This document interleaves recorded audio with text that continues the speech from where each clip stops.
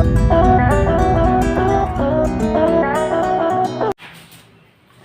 Hello everyone, कैसे हैं आप लोग। उम्मीद करता हूँ आप लोग ठीक होंगे, अच्छे से होंगे। मेरा नाम है शाद अली और आज हम बात करेंगे एक बड़ा ही इंटरेस्टिंग टॉपिक है जिसे पढ़ने में बहुत ही मज़ा आता है और इस टॉपिक से क्वेश्चन बहुत ही अच्छे आते हैं एग्जाम में, जो कि मोस्टली हर साल पूछे जाते हैं। So the topic is basic concepts of ecosystem. हम बात कर रहे हैं BSc final year zoology first paper unit first, जिसमें हमने 2 लेक्चर्स के बारे में अभी देख चुका है, 2 लेक्चर बन चुके हैं, जिसमें हमने क्या बात किया था, AIIMS and scope of ecology. उसी के अंतर्गत एक टॉपिक है बेसिक कॉन्सेप्ट्स ऑफ इकोसिस्टम। ठीक है, तो सबसे पहले इसका मतलब भी है कि इकोसिस्टम के बारे में हम बात करने वाले हैं। It's all about ecosystem. सबसे पहले तो आपको मालूम होना चाहिए इकोसिस्टम में ये जो टर्म है इकोसिस्टम, जिसको आप हिंदी में पारिस्थितिक तंत्र भी बोलते हैं, इस वर्ड का यूज सबसे पहले किया किसने, तो आपको मालूम होगा एक साइंटिस्ट हैं। ये बात थी सन 1935 की, यानी सन 1935 की। द साइंटिस्ट इज, आपको मालूम होगा, आप लोगों ने पढ़ा है, एजी टेंसले। पूरा नाम क्या था उनका। सन 1935 में इकोसिस्टम वर्ड का जो यूज है उससे एजी टेंसले ने, किसने, एजी टेंसले ने किया। यानी इस इकोसिस्टम वर्ड का यूज ही किसने किया, एजी टेंसले ने किया। ठीक है, साथ ही साथ इकोसिस्टम का मतलब क्या होता है आपको समझना चाहिए। जब भी आप इकोसिस्टम के बारे में बात करते हैं तो आपको मालूम होना चाहिए इकोसिस्टम है क्या। तो आपको मालूम होगा इकोसिस्टम इकोलॉजी की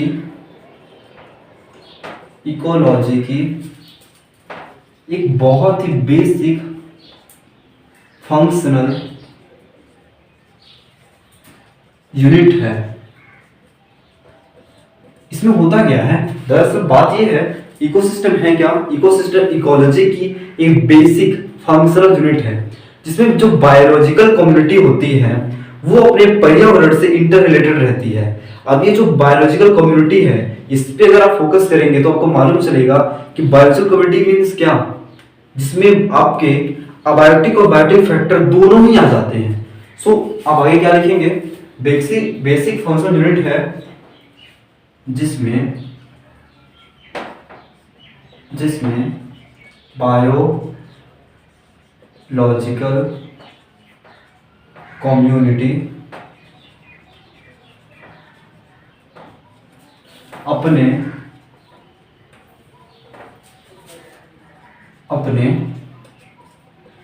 पर्यावरण से, यानी अपने एनवायरनमेंट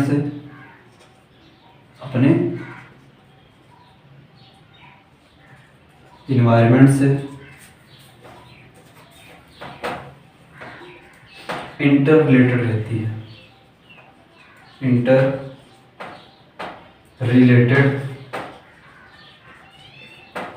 रहती है, सो अभी तक आपको मालूम चला इकोसिस्टम का मीनिंग क्या था और इकोसिस्टम का मतलब होता क्या है। इकोसिस्टम बहुत ही सिंपल है, इकोसिस्टम इकोलॉजी की एक बेसिक फंक्शनल यूनिट है जिसमें बायोलॉजिकल कम्युनिटी अपने पर्यावरण से, अपने एनवायरनमेंट से इंटर रिलेटेड रहती है, अंतर संबंधित रहती है। ठीक है, अच्छा, एक साइंटिस्ट है, आपको मालूम होगा, यानी जो हमारा इकोसिस्टम का डेफिनेशन है वो बहुत सारे साइंटिस्ट ने दिया है और अलग अलग तरीके से दिया है। जैसे एक साइंटिस्ट है जिनका नाम है क्लार्क। क्या नाम है दोस्तों, क्लार्क। अकॉर्डिंग टू क्लार्क, जो अब हम बात कर रहे हैं डेफिनेशन के बारे में, इसकी डेफिनेशन होगी क्या, इकोसिस्टम की डेफिनेशन क्या होगी। तो सबसे पहले तो हम बात करेंगे, साइंटिस्ट है क्लार्क। तो क्लार्क ने क्या बोला, तो जो क्लार्क साइंटिस्ट है उन्होंने बताया कि जो इकोसिस्टम है वो कम्युनिटी और वातावरण की क्रियात्मक सक्रियता है। इकोसिस्टम क्या है, इकोसिस्टम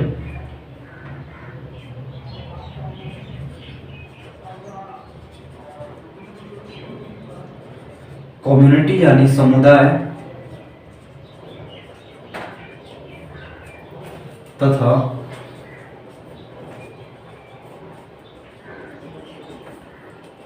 पर्यावरण यानी इन्वायरमेंट की फंक्शनल एक्टिविटी है। यानी सक्रियात्मक क्रियात्मकता है, फंक्शनल एक्टिविटी है, एक्टिविटी है। इस फंक्शनल का मीनिंग क्या होता है? क्रियात्मक एक्टिविटी का मतलब क्या है? सक्रियता। ठीक है, तो ये जो डेफिनेशन था इसे क्लार्क ने बताया था। क्लार्क ने जब बताया था तो कब बताया था? तो सभी याद कर लीजिए अब साथ ही साथ 1954 में क्लार्क ने क्या बोला?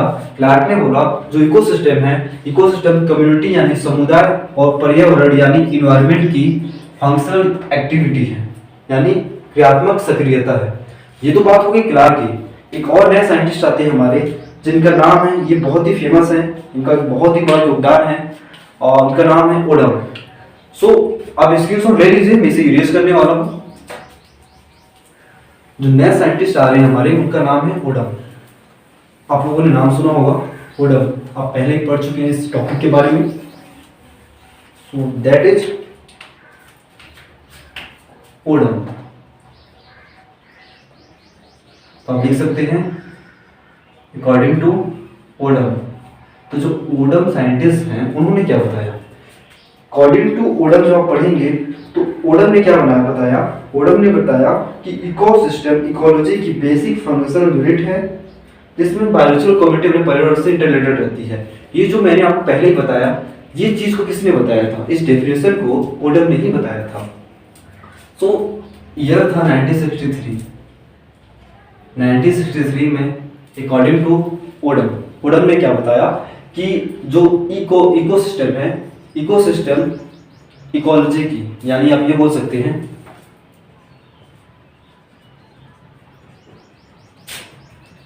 इकोसिस्टम इकोलॉजी की बेसिक फंक्शनल यूनिट है। इस बात को किसने बताया?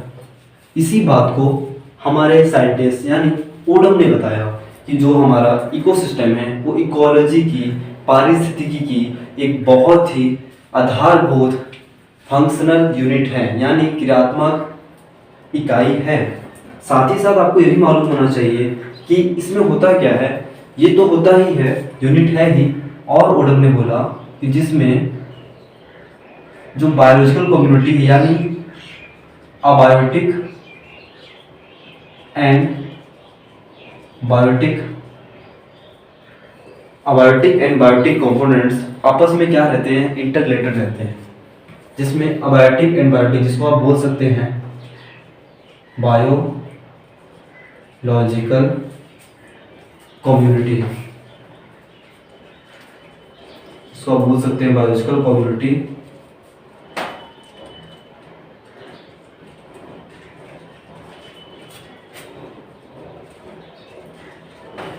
एक दूसरे से इंटर रिलेटेड रहती है। ये तो बात हो गई अकॉर्डिंग टू ओडम। ओडम के अनुसार डेफिनेशन क्या होनी चाहिए? तो इकोसिस्टम क्या है? इकोलॉजी की एक बेसिक फंक्शनल यूनिट है, जिसमें बायोलॉजिकल कम्युनिटी यानी अबायोटिक और बायोटिक फैक्टर्स क्या होते हैं? इंटर रिलेटेड रहते हैं। तो अब हम देखेंगे एक नए साइंटिस्ट आते हैं जिनका नाम है एस मैथेवन। और ये बात जो हुई थी, ये ईयर था 1974। तो एस मैथेवन अकॉर्डिंग टू, आप लिख लीजिए यहाँ पे, अकॉर्डिंग टू एस मैथेवन। सो ये जो साइंटिस्ट है एस मैथेवन, इन्होंने ना बड़ा ही, आप बोल सकते हैं, दिलचस्प एक डेफिनेशन दिया इकोसिस्टम को लेकर। उन्होंने बताया इकोसिस्टम समस्त जीवों, वातावरण के सब भागों में और उनके मध्य पारस्परिक क्रियाओं का कुल योग है। उन्होंने क्या बताया? इकोसिस्टम समस्त जीवों। इन्होंने क्या बोला? इन्होंने कहा इकोसिस्टम समस्त, यानी टोटल समस्त जीवों। अकॉर्डिंग टू एस मैथेवन ने क्या बताया? इकोसिस्टम समस्त जीवों, वातावरण के सब भागों, वातावरण यानी इन्वायरमेंट, एटमॉस्फेयर वातावरण के सब भागों में और उनके मध्य, और कैसे गलत हो जाता है, और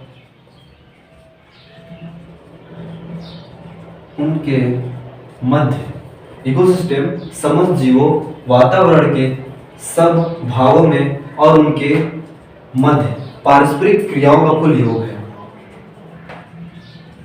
पारस्परिक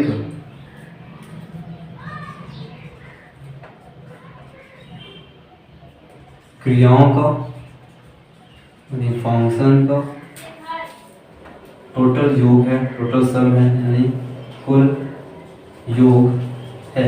समझ में आया आपको? एस मैथमेटिक्स ने 1974 में क्या बताया? इकोसिस्टम समस्त जीवों वातावरण के सब भागों में और उनके मध्य पारस्परिक क्रियाओं का योग है। योग है हमारे 3 प्रमुख साइंटिस्ट और उनके अकॉर्डिंग 3 डेफिनेशन।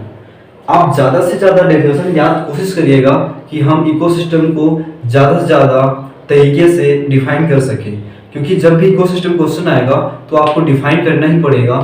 पहले आपको इंट्रो लिखना पड़ेगा, इंट्रो के बाद आपको डेफिनेशन डालना ही पड़ेगा। तो इंट्रो में आप लिख सकते हैं कि इकोसिस्टम किसके अंतर्गत आता है? ये आता है इकोलॉजी के अंतर्गत। इकोलॉजी के बारे में आप डेफिनेशन लिखिएगा, इकोलॉजी की डेफिनेशन क्या होती है, उससे कुछ ब्रांचेस लिख दीजिएगा। उसके बाद आप आइएगा डेफिनेशन ऑफ इकोसिस्टम में, आप डालिएगा इकोसिस्टम का definition according to Odum, according to Clarke, according to S mathematics, तीनों को आप डिफाइन कर दीजिएगा। उसके बाद ये कंप्लीट हो जाएगा आपका इकोसिस्टम का डेफिनेशन। इसके बाद आएंगे हमारे कंपोनेंट्स ऑफ इकोसिस्टम, जिसे हम डिस्कस करेंगे नेक्स्ट वीडियो में। मिलेंगे हम नेक्स्ट वीडियो में एक नए टॉपिक के साथ जो इसी टॉपिक से रिलेटेड रहेगा, जिसका नाम रहेगा कंपोनेंट ऑफ इकोसिस्टम। यानी हम बात करेंगे इकोसिस्टम में कितने भाग होते हैं, उसके क्या क्या फैक्टर्स हैं, क्या क्या कंपोनेंट्स हैं।